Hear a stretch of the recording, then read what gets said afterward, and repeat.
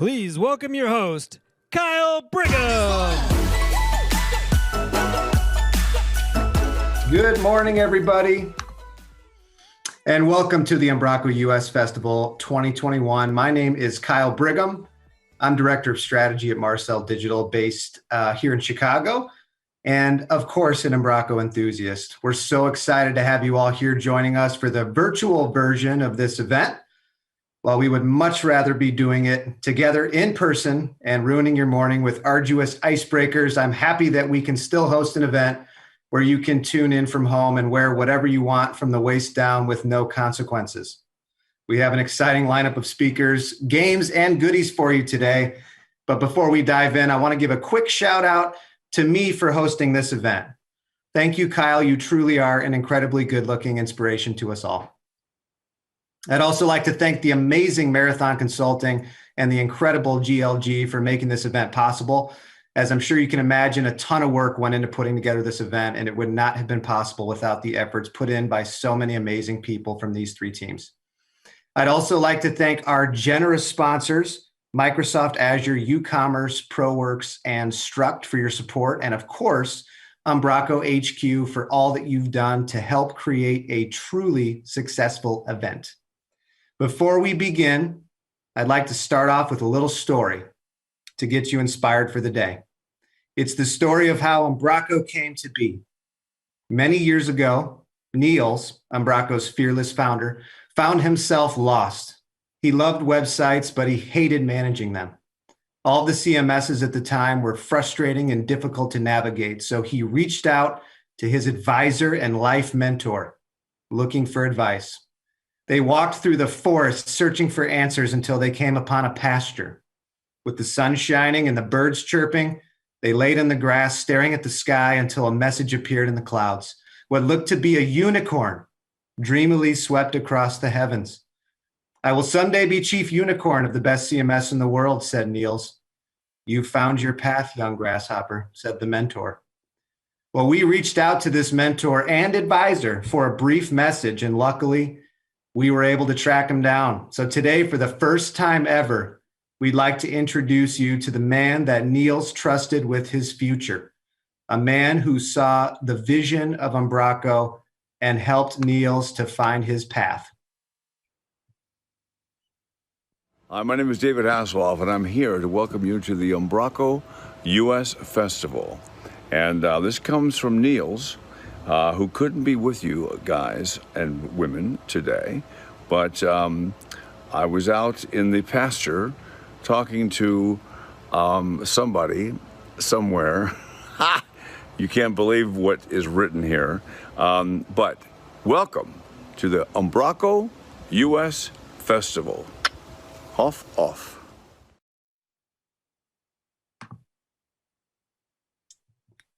Thank you, David Hasselhoff. That was well said. I honestly couldn't have said it better myself. And it's good to hear from you again. Now that you've been appropriately pumped up, let's kick things off the right way. I'd like to introduce you all to a few friends of ours over at Umbraco HQ. I'm going to kick things off by sending you to Anders and Kim, and they're going to give you all of the latest updates on HQ and Umbraco to kick things off the right way. So with that being said, I'm going to send things over to Kim for an introduction.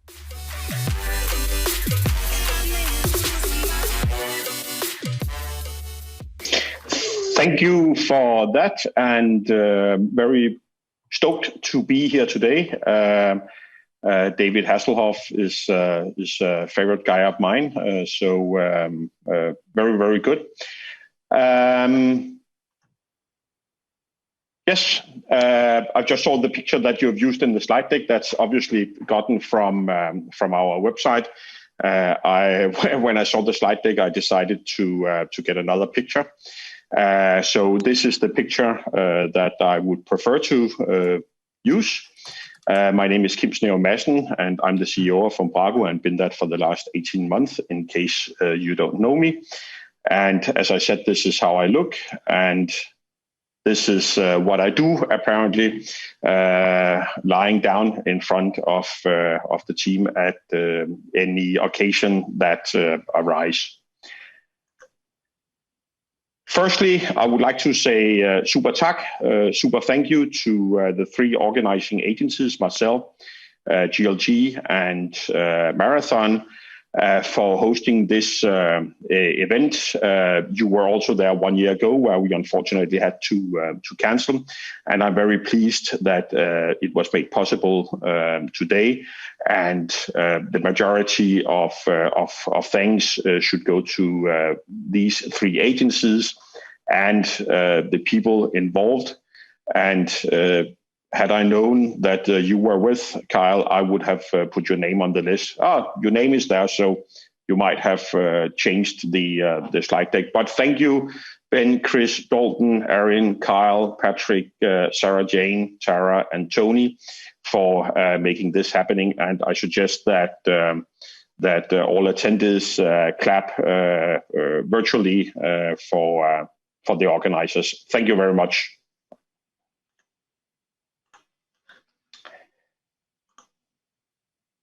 Umbraco is three things. It's community, it's software, and it's a company behind. I brought with me three beautiful people, Emma, who will talk about community, Filip, who will talk about the software, and Anders, who will talk about the company in this keynote. I will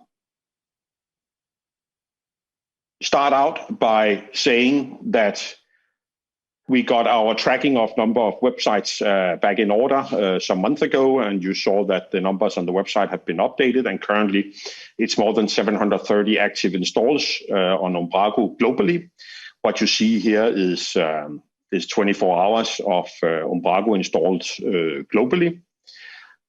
You all know that it requires a developer to install and use and set up Umbraco, implement Umbraco, and you all know that it requires a content editor to put some content out in front of the customers. So do the math, whether it's 700,000, whether it's 500,000 or 600,000, that's not really important, but the crowd, the number of people involved in making Umbraco globally is huge. It's a huge number. We also see on the festival today, the latest number I got was more than 450 signups for the festival, the US festival, which makes this US festival by far the largest and biggest. And I'm certain the best ever so far.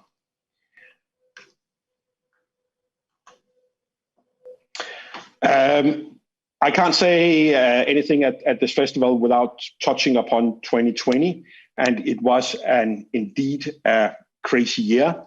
On global level, we saw national me first, obviously COVID-19. We had Brexit, all things leading to insecurity, and for Umbraco, things back in mid-March came to a very hard stop. The whole pipeline of customers and any other inbound things just stopped, not for us directly, but for our partners worldwide. Hence, it affected Umbraco, not in the first wave, nor in the second wave, but in the third wave or fourth wave, depending on how you defined it. That resulted in Umbraco, and I've shared this in other sessions as well, that we had a pretty hard stop in Q2 last year. Unfortunately, we had to reduce staff. We had to reduce budget. As you know, every time we put back into the project, and thus with the reduced budget, we had to reduce, unfortunately. That tide turned late 2020, and we started to hire again. More on that later. Cloud users have unfortunately been affected by outage that we had on our cloud services, which is very unfortunate. Hence, we have used, and Filip will touch more upon that, quite some hands and brains in order to move us to a better place cloud infrastructure-wise. And at some point in time, we were living, if not to a day-to-day, but on a month-to-month basis, navigating in last year. But other than that, some good things happened also last year. And first and foremost, our US office opened. I've had the pleasure of being in Charlotte January 6th last year and opened the office with 2 staff members at that point in time. And currently we are 3. Well, the office is still not being used, but we have 3 people working out of US, Jake, Patrick, and Brian. And as soon as we can, we are going to staff up further the US office. We had invested quite some time and money into opening the office, and we felt a big setback when COVID happened then, and things went to a stop. But as it turned out, us opening a US office in COVID times became a blessing in disguise, because we were able to be closer to customers and partners whilst being in the US than we would have been if we hadn't been in the US. So the opening of the US office was a very, very good thing that happened last year. A short glimpse into 2021. 2021 is already a better year. There's light at the end of the tunnel, so to say. And on a high level, COVID vaccines are being rolled out. Travel will be back, and there will be more predictability in the world in general on that level. On Umbraco, and this is just very, very short. We opened an office in Australia earlier this year. We will have Code Garden again this year, virtually, albeit. We have established something that we wanted to do already last year, but COVID put a stop to it. It's a community happiness team that Emma will talk much more about. And following our investment in the new cloud infrastructure, we will be able to open regional data centers, starting with US, and then there's tons more on the product and the company side and community side that Emma and Filip and Anders will touch upon. The only thing I will share with you at this point is that I do believe that Umbraco is in a sweet spot in a number of areas, and I would like to share our thoughts around that. It's centered around these 3 elements: best of breed DXP as opposed to suite DXP. Open source is matured and being widely accepted to a much higher degree than years ago. And then we are most wanted. Diving into this, and perhaps I should have chosen another background picture, but we believe that once 15 years ago, content was enough. If you had a digital presence, it was through content. That has expanded to both interactions and transactions today. Hence, it's digital business. And with the search of marketing tools that we have seen over the years, the trend is towards a best of breed where you can pick and mix. You can choose your preferred software. There's no login to a certain commerce tool that you are to use. And Umbraco has always, some would say out of necessity, followed that strategy. But we are true believers that we are good at making a content management system and less good at making anything else. Hence, we want to stay true to the CMS and make it easy and easier to integrate with Umbraco. This is what we call best of breed, DXP. This is currently work in process. Imagine Umbraco as the backbone, and then you can add whatever tool you would like to use in the solution you are making for your client, and that's regardless of whether it's big enterprise or it's a smaller case you are building. So the purpose of this is for us to make it simpler for partners to implement DXP. Large or small solutions, that's not really the point, but making it easier and staying true to our mission of making life easier. We will make it easier to partners to build.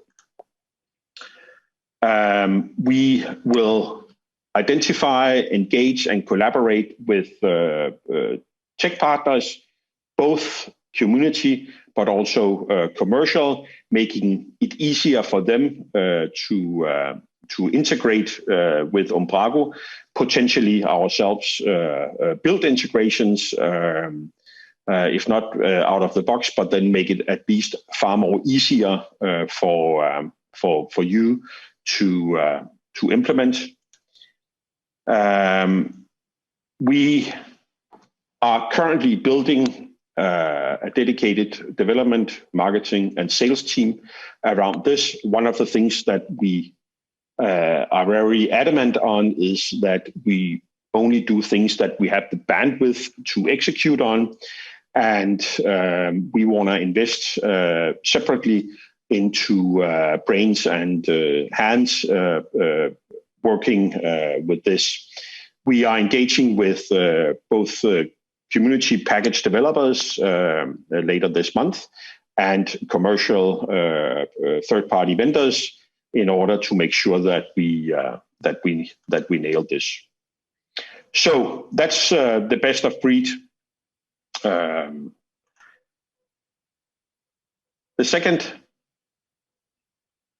thing, and now I'm frozen, I think, is that we are most wanted.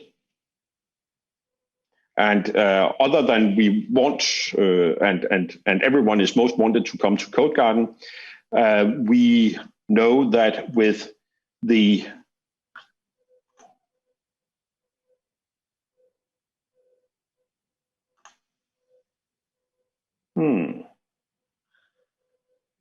anyways, the most wanted.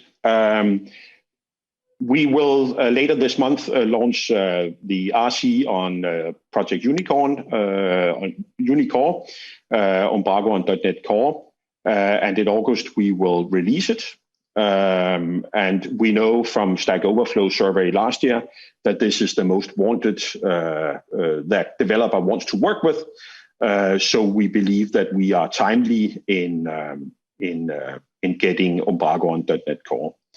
The third thing is open source is mature. That might goes without saying within our circles, but we also experience both from studying various analytics, but also we experience in Umbraco ourselves that we get inbound much more. God damn it, much more. Inbound leads from enterprise level who previously didn't want to see open source because, for whatever reason, it seemed not mature or trustworthy, but that has definitely changed over the years.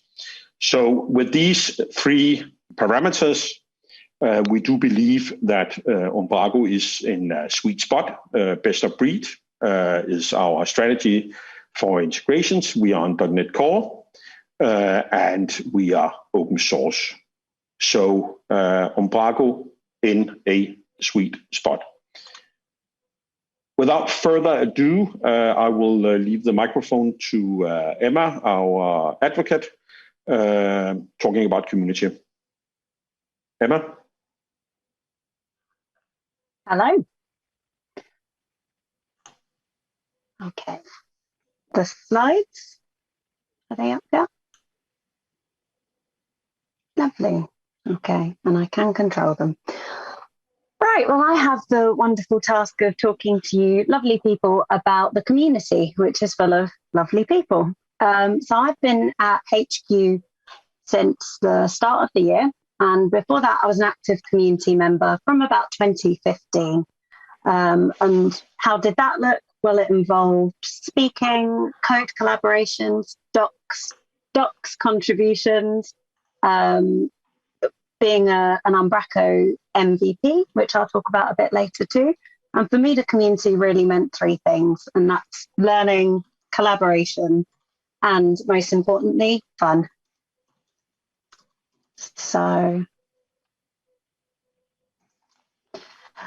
at Umbraco, we talk about the community mission. It's not something, the community isn't something that runs in parallel to the organization. It's something that we work really hard to ensure that it's grown, that it's maintained. We love the community. And so we didn't just want to leave it to chance that, you know, the community will do fine. We decided to create the community mission. And the way that looks is we want to foster the friendly sharing culture, thus improving our products, their usage, and increasing the reach of Umbraco. So what does this mean to us? Well, we use the word foster because we talk about proactively caring for the community. So it wants encouragement, it wants support, and we're committed to providing that. The friendly sharing culture is very, very important to Umbraco as a product and its history.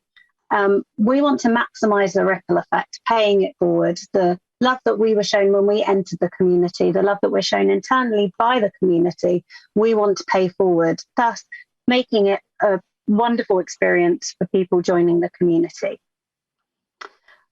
We mustn't forget that we're a product. So products is a word that I've highlighted too, because the products that Umbraco creates and builds and maintains are a product of the relationship between the staff at HQ and the community again.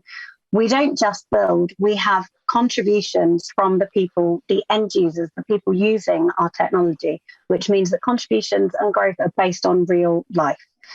And usage is an interesting word because when we think about contributions, we're not just thinking about bits and bytes, lines of code, but the other ways that the community can contribute. And I'll go on to talk a bit more about that later. And finally, the last word and mission that I wanted to talk about is reach, because it's been a strange year, but we have seen growth. We've reached parts of the community we might never have reached. And we want to do that because whenever we grow, when the reach increases, we become more innovative. So Kim spoke about the community happiness team, and this isn't a team, it is a way of working. We're not a siloed department. We're spread across the organisation because love for the community permeates all areas of the organisation. We've got representatives from a number of places. Look at these lovely people. Ilham looks after our team. And then we have Shanice, who is in Coma, which is our comms team. Trina does all of the organising for most of the things. Anytime you organise an event, you'll be speaking to Trina. Us three, Warren, Arnold and myself, are the developer advocates. And then just at the bottom there, we've got the team stewards who look after community teams. And we're going to talk about community teams in detail in a moment. But for now, what is it that we do at HQ for community happiness? I wrote this list off the top of my head, but actually there's probably so much more. Some of these initiatives are old and some are brand new. In the community teams, we work with community members on specific projects or for specific aims. We try to celebrate achievements, and we'll do that through the MVP program. We do that when we award people a contributing partner badge. We have events. Some are virtual events, some are not in peacetime. We have events like this one, but we also have things like Hacktoberfest, which never had one single home. It's global, and it's a virtual place where we'll all collaborate. We manage the forum, and in the forum, developers can collaborate, they can share their issues, they can ask each other questions. And then finally, the developer relations team, which is relatively new.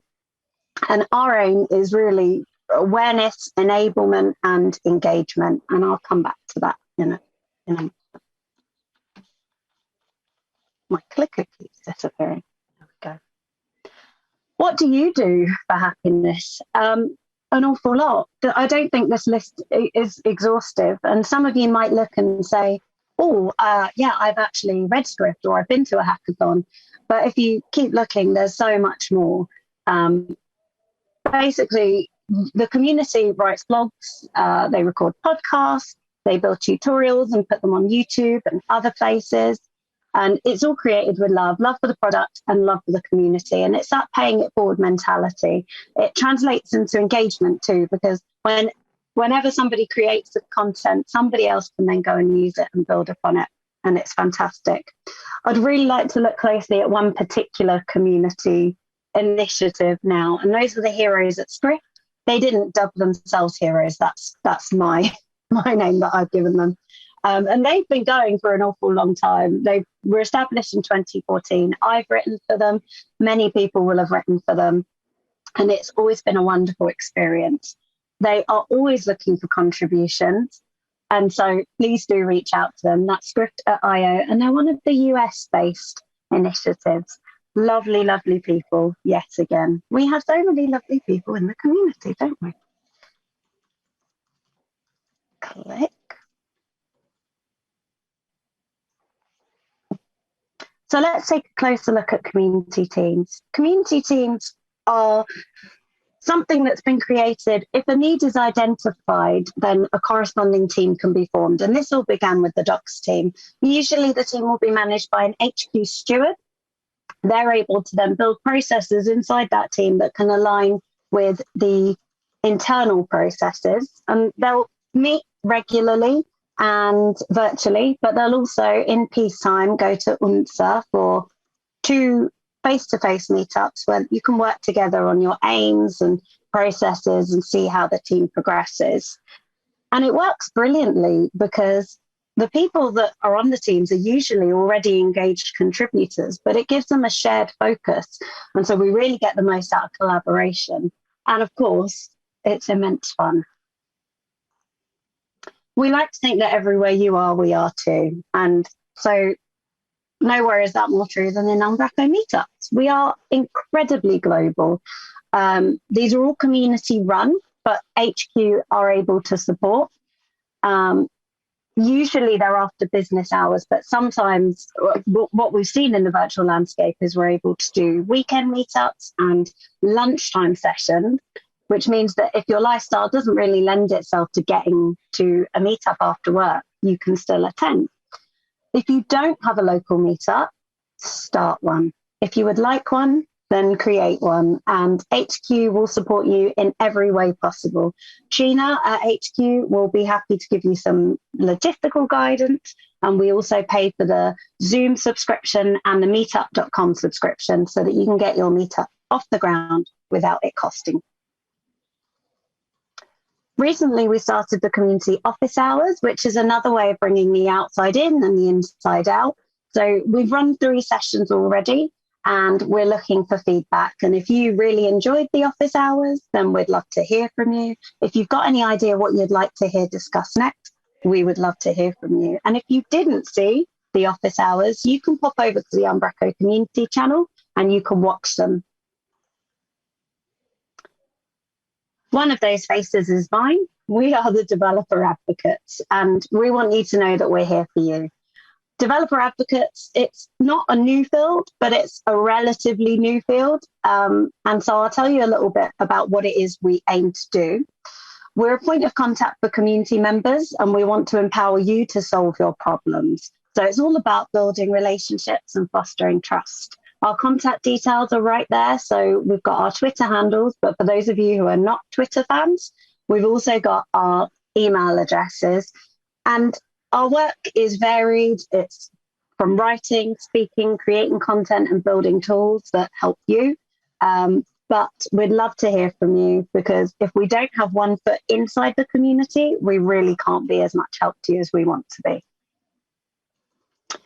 So Kim already said that it's been a crazy year, and I believe that whilst it's had its challenges, we've also identified some incredible opportunities. We had to ask ourselves how we stayed together when we couldn't actually physically be together, what translated to online and what didn't, what we'd have to leave behind, and what opportunities there'd be for welcoming new people. One of my highlights was DukeFest 20, an incredibly slick community-run event.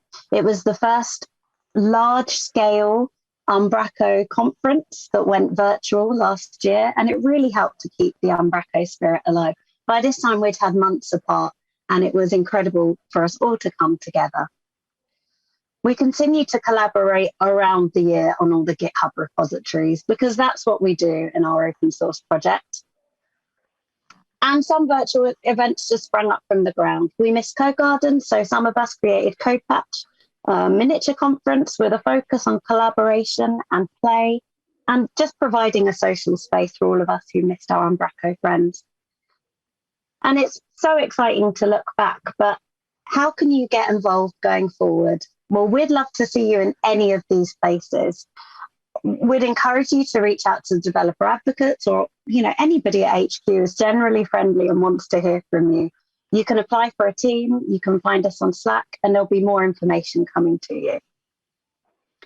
Finally, we're looking for a US developer advocate too. So if you're somebody who lives and breathes community, then please get in touch. More avocados for the win.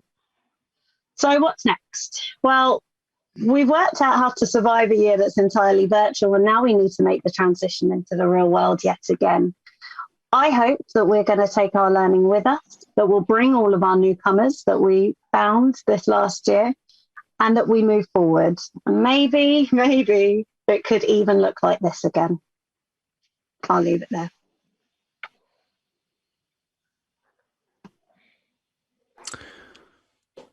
Nice. I think I will just take over from here. Yep, there we go. I want to just start out by saying, hi, I'm Filip, and if you haven't met me before, I am the program manager for the CMS. So I'm in charge of the open source product and the software that goes around that. And I want to start with the approach that Kim mentioned this morning with best of breed, and how that's really the air we breathe in Umbraco. This is really what we believe in. We believe that our role is to be the greatest CMS out there, and then to partner with you and technology partners around the world to make the great experience, make the suite that the customer wants, but in the best of breed way, where there's no login, where you don't have to pick a specific commerce engine or a marketing automation engine just because you like a specific CMS. So I think that's a really strong strategic position for us to be in. We think that we are a good CMS, a great CMS for everybody. Like we've had lots of clients forever, lots of users in the smaller market and in the medium market, and we've seen a bigger intake from the larger scale markets, from the enterprises. And one of the things that we're doing to kind of step towards this is to be more predictable. Because what you want from a software vendor, when you're an agency or when you are dealing with your own site, you want the software vendor to be predictable. You don't want surprises, and that's really what we've been aiming to going to it to be. So And yeah, so we've launched a couple of initiatives over the last 6 months in regards to predictability for our releases, specifically talking about what they contain, when you can expect them to be there, and for how long we will support them. And I'll briefly just go through that one by one. So as for what a release actually contains, we've announced that we're following semantic versioning, which basically just means that there's always a version number with 2 dots in it. So there's 3 digits, and depending on which one we increase, that sends a signal to you on what a certain release contains. So the current version of Umbraco is 8.12.2. And in about 2 weeks, or in about 1 week, I think, we'll release 8.13. And since it's the middle number being incremented, that means that it's not a breaking change because we're not incrementing the 8. It's a release that has new features in it. And if it was only a fix, we would only update the last digit of the version number. And as a side note, like if you're in Umbraco Cloud, all the fixes are automatically rolled out for you, so you don't have to worry about that whatsoever. Then there's the question of when releases are coming, and we've committed to this new cadence, so you always know what's coming and when it's coming from Umbraco. So there's going to be a minor release every 6 weeks. So it's always going to be on a Thursday, so it's a week from now. We will have 8.13 out, and then about every 6 months we will do a major release. For you doing software, I'm sure you all know that sometimes we have to change some things around because we've gotten smarter. We've learned more about how to build the software in the good way.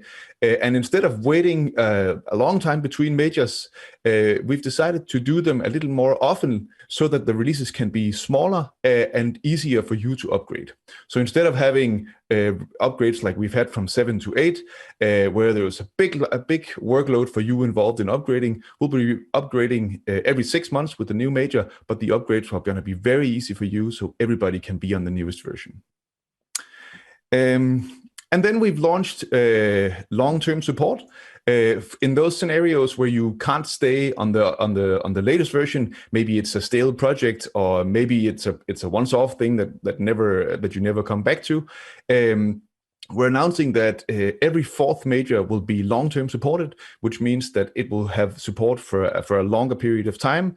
And there's going to be a 12-month overlap when the next LTS comes out. So you're sure that even if you only want to upgrade between the long-term supports, you still have at least 12 months to do the upgrade. So for those visual learners out there like myself, I put it up in a diagram so you can see that 10.x is going to be the first LTS, and that's expected the first half of 2022. So in about a year, it will have the first LTS, which is going to be the 10x, and that's going to live all the way till 2025. So lots of time to be supported. We still encourage you to stay on the newest one to get new features and stuff. But for those of you or in those scenarios where you can't, there's now an option to stay on a version where you'll be sure, where you'll be safe and as bug-free as possible for a long period of time. Then I want to just talk quickly about how we build Umbraco at Umbraco, because as Emma said, building Umbraco is something we do alongside of the community, of course. But inside of Umbraco, we've actually grown into being like a proper software company. There's the development department now, where there's, I think, more than 30 developers working full-time on developing our products. And we're basically split into 2 teams, where one focuses on the cloud and all that related to that. And then the other team is about the CMS and all the software products that we sell. And we work in a very classic Scrum fashion, where we have sprints. Our sprints are 2 weeks. Then we put 3 sprints together, and we call that a cycle. We talk about cycle goals, and we have a little celebration every time the cycle is over. And of course, the 6 weeks are no accident in terms of when we release the minor versions. Of course, they're connected, and that's really why we're doing it this way. So at the end of every cycle, there's gonna be a new release, and it's easy for everybody to know what they're working on. So previously, or in other companies,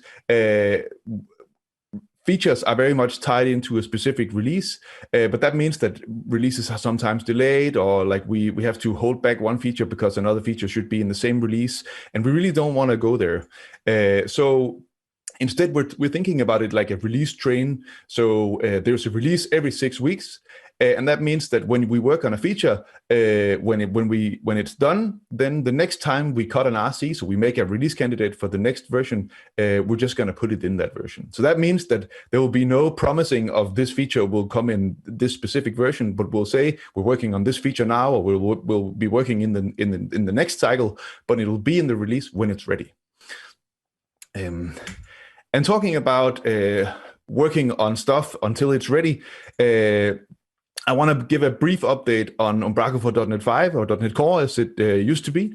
So .NET Core is the future of the Microsoft, or the present, you might say, of the Microsoft tech stack that we're on. And as Kim says, this is a very attractive place for developers to be.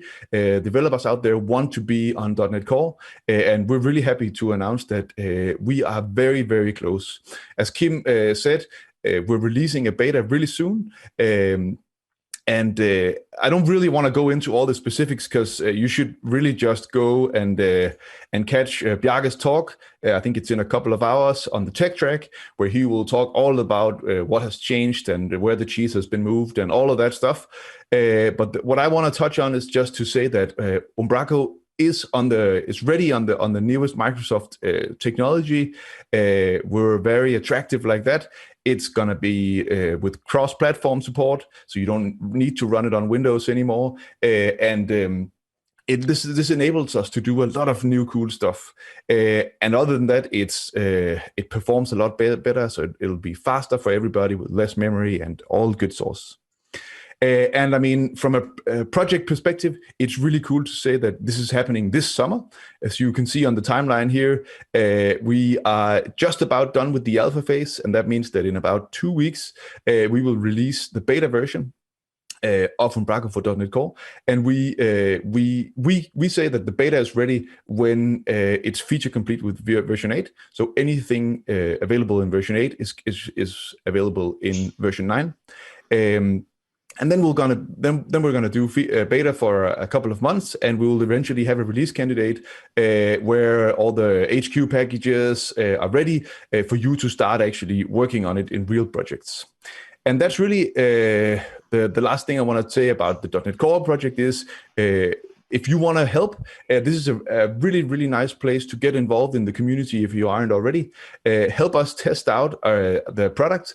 Help us test out packages, and if you're a package developer, reach out and let us help you get your package up to .NET Core, so that when we launch 9.0, it's going to be ready and it's going to be great for everybody to work on. And a quick word on migration. Migration is of course a big thing when we change the technology stack of our product. But in order to make it as easy as possible for you, there's no changes to how content is stored. So I mean, all the content is automatically migrated, or there's really no migration needed. So what you need to do to migrate a traditional or a regular site would be to look after your own code, your own templates, and then when your packages are ready, you're good to go. And talking about packages, we're working on forms and Umbraco Deploy, so like our commercial products, and they are ready by the time we release the release candidate, which is going to be around the time of Code Garden. And of course, that begs the question: then what's next? What's the next big project? We've been talking for a while about like what are we going to do with back office.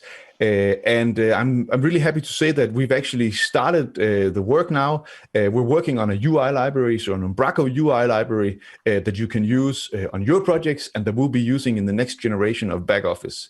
And it's a really cool product, and you can really look forward to trying this out. It's gonna be available as a proper release this summer, but we're opening up the repository within the next couple of weeks, so you can start contributing. Or I mean, that also means that you can pull it down and start using it if you'd like. Then just a quick word on Umbraco Cloud. As Kim said, we really want Umbraco Cloud to be the best place in the world to run Umbraco, and we've been working on it for a number of years, and we will continue to work on it because as the ecosystem as everything evolves, so will we, of course. And we've already launched a lot of initiatives, and some of them are still on the way.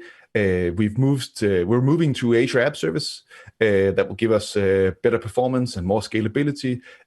We've launched Umbraco ID so that you have a single sign-on between the cloud portal and your back office.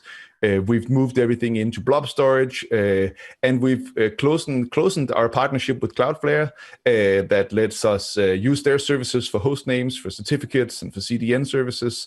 And that makes it possible for us to launch regional hosting, as Kim said. Yes, we are launching regional hosting. US will be the first place to get their own Umbraco Cloud. It's going to be Q3 of this year, so look out. It's going to be great. And a quick word before I hand it over to Anders, just an update on our commercial packages. We've started a new team dedicated to working on Umbraco Forms and Umbraco Cloud. We're hiring in another developer to join the team. He joins in a couple of weeks, and it's been really awesome to see the progress of the products over the last couple of months. And I'm so excited to see where that will go over the coming months and years.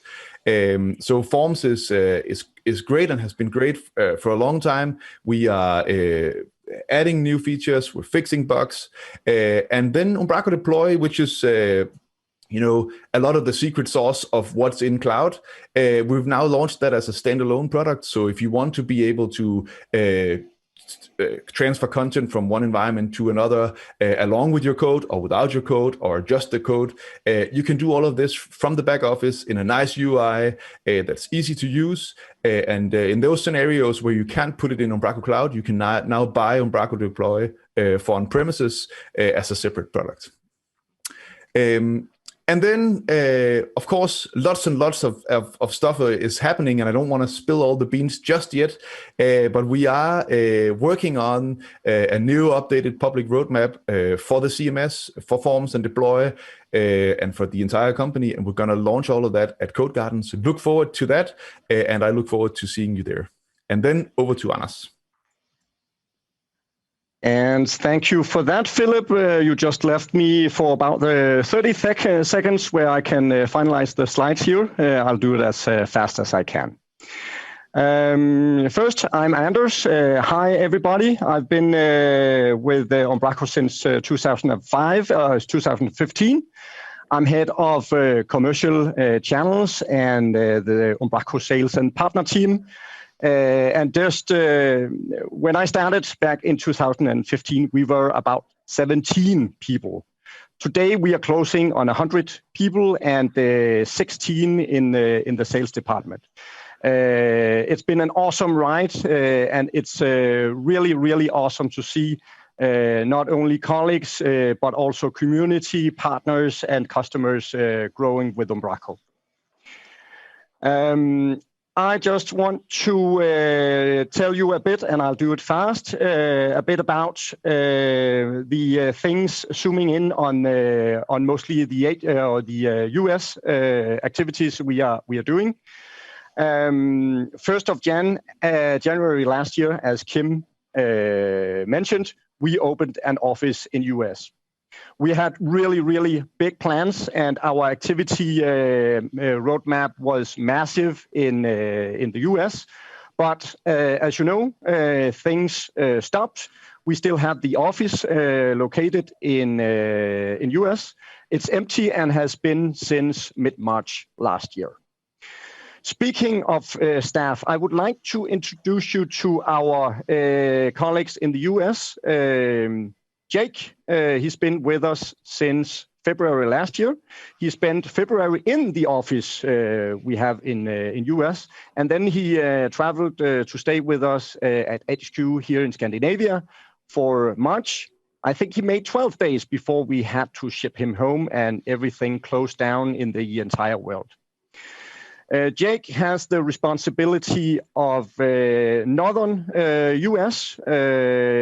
Patrick joined us as partner manager back in November last year, so he's been with us for almost 6 months. He has the responsibility for Southern US, and he hasn't seen the office yet, but is looking very much forward to it, I know.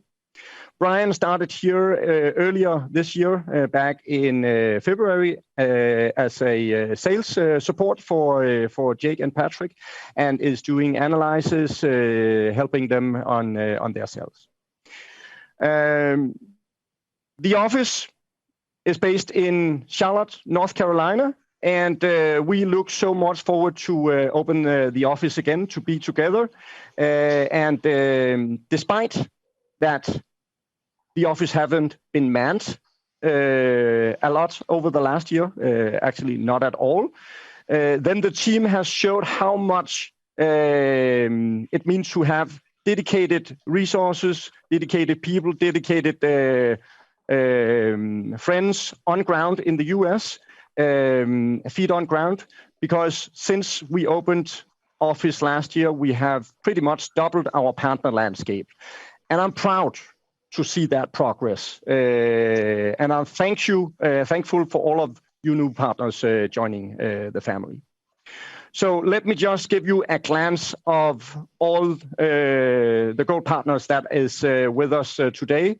There is a lot of different gold partners joining in. As you can see here, this is it's old-time gold partners and very new gold partners. And the variety of agency is a pleasure to see. So it's all from big tech development agencies to small marketing agencies that are joining us, not only on the gold partner tier, but all through the different tiers. Despite that, we might not have a heavy brand awareness in North America as we do have in the US. Then we experience that when we talk to new agencies, they've either just heard of us or looked into us within the last few years, or they even tested us. So things is on the move in the US. And just to give you a little glance of how our partners is divided in the US, then we have a bit more than 150 registered partners. We have 4 certified and 25 gold partners. The close tendency is in the eastern US, but we also see that that western US is coming along. So I look very forward to having more partners join in over the next time. And I will speed up, don't worry. Talk a bit about support, because this is one of the things that we are quite proud of, and we have a really, really good support team here at HQ. We strive to have open and manned support in 90% of requests where tickets is created. Last year when we opened the office, we had a staff member of our support team joining the US team, so we could cover more of the US time. As soon as we can open up again, as soon as both God and COVID-19 allows it, then we will have a supporter based in the US again to support our end clients and gold partners in using Umbraco.